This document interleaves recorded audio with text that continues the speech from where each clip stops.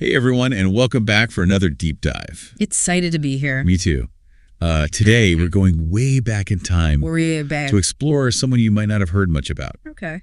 Asherah. Wow, interesting. Yeah, we found this awesome YouTube video Oh, cool. from the Grace Digital Network. Okay. It's called Unveiling the Mystery of the Bible's Oldest God. Interesting title. Right. And we're going to try to figure out who she was, why her worship was such a big deal back then in ancient Israel, Okay. and what we can learn from all this. Sounds fascinating. It is. Yeah, So yeah. Asherah was like a really important goddess. Oh, yeah, she was huge. Not just some minor deity. Like a major player. Right, across lots of different cultures and everything. Wow. Yeah, the Phoenicians called her Astarte, Okay. and then the Assyrians knew her as Ishtar, and the Philistines. Those are the rivals of the Israelites. Exactly, they worshipped her as Asherah. So she was kind of like a celebrity. Yeah, kind of like the Beyonce of the ancient world. Uh-huh. Yeah. Yeah, But she was often represented by like a wooden pole. you see that a lot back then. Yeah. Or like a carved image. Right. It's a little It's interesting. strange, isn't it? Yeah, well, Why a pole? I mean, think about it. Yeah. These symbols back then, they were really powerful. Okay. Like, they really meant something. So Yeah, and her name, actually, Asherah's name. yeah, means she who enriches. Oh, wow. So it all ties back into this idea of fertility, Okay. abundance, and all that. So people were looking for blessings, basically. A good harvest, healthy kids, like Yeah. all the stuff that meant survival. Right. Yeah. Exactly. People were looking for a little help from above. You could say that, A yeah. little divine intervention. Uh-huh. Yeah. But here's where things get a little complicated. Okay. Worshipping Asherah was a recurring problem in ancient Israel. You would think it wouldn't be. Right. Yeah. Because their God specifically said, Don't do it? yeah, no idols. Exactly right. So why would they risk making him angry? It is a good question. It is. And I think it kind of gets to the heart Yeah. of the human condition. Okay. Like, we often know what we should do, Right. but sometimes something else is just too tempting. Yeah. I get that. Yeah.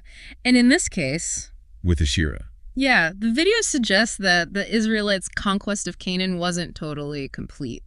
So there were other people still there? Yeah, and their culture was still around. So, okay. So there was a lot of mixing of, Cultures. yeah, cultures and religious practices too. So they were supposed to be establishing their own way of life, They were supposed to, but but they were still influenced by all that was going on around them. exactly. And don't forget about What's that? the generations, Oh, like yeah. the older generation. Yeah. They'd seen the power of God firsthand. Oh, right. They saw the miracles. Say Exodus from Egypt and all that. Right, right. But for their kids. And grandkids. Yeah, those stories might have seemed like ancient history. Right. So the gods that were right there, Yeah. promising more immediate results, they Yeah. became very, very tempting. I can see that. Yeah. Especially Asherah, Yeah. with all that fertility imagery. Right. It must have been pretty attractive back then. Well, yeah, especially in a world where survival was like so precarious. Yeah. You know. But the God of the Israelites was very clear. Oh, yeah. He was very He wanted to be the only one. exclusive worship. That's what he demanded. It wasn't about intolerance, was it? No, it wasn't about that. More like, Recognizing that true fulfillment that's it. came from a relationship with him. Right. A unique relationship. And that was different from the Canaanite religions Oh, yeah. Very different. because they were much more tolerant. Oh, so they were okay with worshiping lots of different gods. Yeah, multiple deities, no problem. And that created tension for the Israelites. It created a lot of tension. Like they were being pulled in opposite directions. Exactly. It was like an internal battle for them. Totally. And it wasn't just a simple choice either. Oh, what do you mean? It wasn't like a right or wrong thing. Like, Right. they were real people Yeah. trying to deal with real desires and fears. And when you consider The essential nature of how Asherah was worshipped, Oh, yeah. those practices would have been totally off limits to the Israelites. Completely taboo.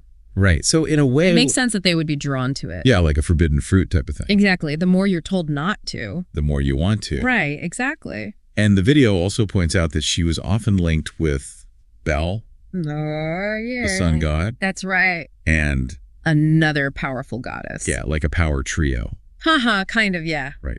Yeah. But these weren't just like, Ideas or Yeah. something. They were really embedded in the culture. oh, okay. Like woven into the fabric of life. Like, remember those places in the Old Testament called groves? I think so. The video mentions them. Okay. And they got that name because of the carved trees. Oh, wow. And that was directly linked to Asherah worship. And then there were those Asherah poles. Oh, right next to the altars. Yeah, at all the Canaanite sacred sites. It's wild, isn't it? It's like Raiders of the Lost Ark. Right. So all these powerful symbols. Oh, the rituals. Yeah, it all just added to the appeal of it all. It did. But the video also emphasizes What's that? how Jewish law Yeah. was very clear about Asherah worship. Lots of warnings about it. Yeah, like they knew. They knew how strong the pole was. Yeah, it was a big temptation. Big time. But it was more than just rules, wasn't it? Oh, it was much deeper than that. Like what? It gets into this idea of God's jealousy. Oh, okay. But not like the jealous we think of. Right. Not petty or envious. More like it. He loved his people. Yeah. And he wanted them to be devoted to him. Yeah, because he knew that was the best way for them. To live a good life. Exactly. Like a parent protecting their kid. Yeah, like from a hot stove or something. Yeah. Like, no, don't touch. Exactly. They're not being mean. No, they're trying to protect them. And for the Israelites. The stakes were really high. Yeah. Choosing to follow Asherah wasn't just a personal thing. Right. It affected everyone. Their whole community. This makes me think about the choices we make today. Oh, yeah, that's a good connection. Yeah, we might not be tempted by wooden poles. Or carved images. But what about the things we put before God? That's the question, isn't it? It is. What are we choosing? And what happens when we choose those things? What are the consequences? And that is exactly what we're going to be talking about Oh, yeah. in the next part of our deep dive. I can't wait. Stay tuned. I'll be here. So we know Asherah was popular, Super popular. even though the Israelites were told, no way. Hands off. Right. But they kept going back. It's hard to resist. It is. But the video mentions some pretty dramatic stories Oh, yeah. about how different leaders, Tried to stop it. combat this whole Asherah worship thing. Yeah. Like, weren't there some big showdowns? There were some big moments for sure. Okay. Like when leaders took a stand against idolatry. Yeah. And it wasn't always pretty. Oh, what do you mean? We'll take Gideon, for example. Okay. We all know him as this brave warrior. Yeah. Led the Israelites to victory. Against all odds. Total underdog story. Right. But his story actually begins With what? with him destroying his own father's altar Oh, wow. to Baal. His own dad's altar. Yeah, and then he chopped down that Asherah pole next to it. Wow. Talk about a family feud. Right. I hadn't thought about it like that. But he was facing this huge army. Yeah. But his first battle was against idolatry. And it was in his own family. Talk about courage. That's intense. It shows us that standing up for what you believe in, It's not easy. it's not easy at all, especially when it means challenging everyone. Even your own family? Exactly. And Gideon wasn't the only one. Oh, really? King Asa. Okay. He went to great lengths to get rid of idols, Oh, wow. even one that his own grandmother made. His grandma. Can you imagine that conversation? Oh, that's so awkward. Right? But it's interesting how Yeah. it wasn't just a problem for, like, The average person. Yeah. Even the leaders struggled. they were supposed to be setting an example. Exactly. And they were dealing with the same temptations. It's a human thing. It is. And that's what makes the story of King Josiah so powerful. What did he do? He led this huge religious revival. Okay. He even cleansed the temple in Jerusalem, Wow. got rid of all of the Asherah images and everything. Like a total reset? Yeah, hit the reset button. So even after all that back and forth, Oh, that struggle. they were still trying to find their way back. To a pure form of worship. It seemed like a never-ending cycle. It kind of was. But here's where things get really interesting. Okay, I'm listening.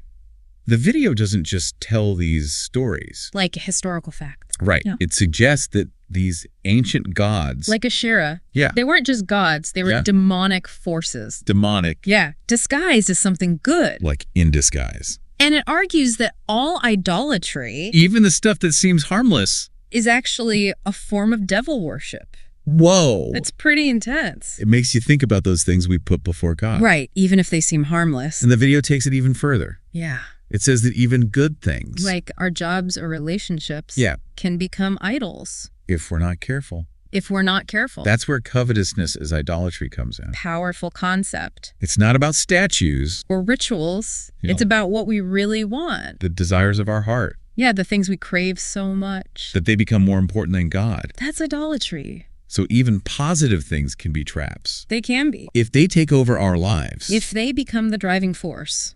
that's a good point. The video uses this analogy. Okay. It compares idols to Empty pleasures. Empty pleasures? They promise satisfaction. They leave you empty. It's like trying to quench your thirst. With salt water. Yeah, it just makes you thirstier. Exactly. Like chasing the wind. You'll never catch it. So how do we know what's an idol in our lives? That's the question, isn't it? It seems subjective. It is personal. Yeah. But the video challenges us to look at our priorities. Our priorities. Yeah, like what are we giving our time to? What do we focus on? What are we spending our energy on? Okay. And do those things line up with what we believe? And with our relationship with God. Exactly. So it's about being honest. Brutally honest with ourselves. And figuring out where our focus has gone. Where it's shifted. Away from what really matters. That's a good place to start. It is a good starting point. But it's only the first step. Okay, what's next? The real challenge is resisting. Those idols. Yeah, and turning our hearts back to what will really satisfy us. Yeah. And that's what we'll talk about. In part 3. I'm ready when you are. All right, so we've gone back in time. Way back. Explored the world of Asherah. Yeah. Even cringed at some awkward family dinners. Those were something else. They were. But now the real question, yeah. How does this apply to us today? That's the big one, right? The video gives us some hints about resisting those modern idols. Okay. And reconnecting with what matters. But how do we actually do that? Yeah, how do we make it happen? It's not like we got to become monks. No, not at all. Give up everything. It's more about recognizing Right. where we might be giving too much importance. To things that won't really fulfill us. Exactly. Like that need for validation online. Oh, yeah. Social media can be tough. Always wanting more stuff. Yeah, the never-ending pursuit of more. Or even being obsessed with our careers. That can be a tricky one. Yeah. Yeah, they can all become idols. If we let them. If we let them take over. Exactly. So we have to be honest with ourselves. Yeah, ask ourselves tough questions. Like, is this thing controlling me? Or are you in control? Right. But once we figure out those idols, what do we do? Well, it's not about just cutting things out. Cold turkey. Yeah, that's not always the answer. The video talks about a two-pronged approach. Okay. I like that. Resisting the bad stuff. Yeah, the thing's pulling us away. And then actively pursuing a deeper connection with something bigger. Like a double whammy. It's like breaking up with a bad habit and starting a new relationship. I like that analogy. But it still seems hard. It's a journey. It is. But the video uses this metaphor about putting on the full armor of God. Ooh, I like that. Yeah, it's about equipping ourselves. To resist temptation. To stand strong. So what are these spiritual weapons? Is there a guidebook? You know, it's simpler than you think. Things that have been around forever. Like what? Prayer. Studying sacred texts. Connecting with people who share your beliefs. And helping others. Acts of service. Exactly. These aren't just rituals. They're ways to nourish our souls. And to keep us grounded. In what matters. It's like that saying. Which one? Seek first the kingdom of God. Yes. And his righteousness. And all these things shall be added to you. Yeah. Getting our priorities straight. Putting what matters first. And trusting that everything else will work out. That's it. And when we make that shift. Yeah. When we move away from those empty things. And focus on something bigger. That's when we find real fulfillment. True. And lasting. It's not about denying ourselves joy. No, not at all. It's about finding joy. Yeah. In the right places. In a way that lines up with what we believe. A life that's both full and meaningful. But sometimes connecting with something greater. Yeah. Feels impossible. You feel abstract. Yeah. Intangible. And that's a common feeling. It is. Yeah. And the video reminds us that we're not alone. There's a presence. A presence. Yeah. A source of guidance and strength. Always there for us. No matter what. Like an invisible companion. Yeah. Someone to help us. Always there to encourage us. That's comforting. It is. Especially when we feel lost. And that's why exploring Asherah's story has been so interesting. It is more than just an ancient goddess. Or a history lesson. It's about understanding. A very human struggle. We're all susceptible to things that distract us. From what really matters. But we have the power to choose. To choose a different path. To connect with something bigger. And to create a life. With meaning and purpose. Exactly. It's been an amazing journey. It has. Exploring these stories. And finding the wisdom in them. I don't know about you. Yeah. But I'm inspired to take a look at my life. Yeah. See what's holding me back. And make some changes. Positive changes. Exactly. It's a journey. It is not a destination. And we'll mess up along the way. We'll stumble. But we have to keep coming back. To what matters. Keep seeking that connection. And trust that we're not alone. So as we wrap up, Yeah. I want to leave you with a thought. Okay. What would it look like Yeah. to live a life free from the things that hold us back? Wow, that's a good one. A life aligned with our values, Yeah. connected to something bigger. It's a question worth asking. It is. Yeah. Thanks for joining us. It's been a pleasure. And until next time, keep seeking Keep questioning. and keep diving deep.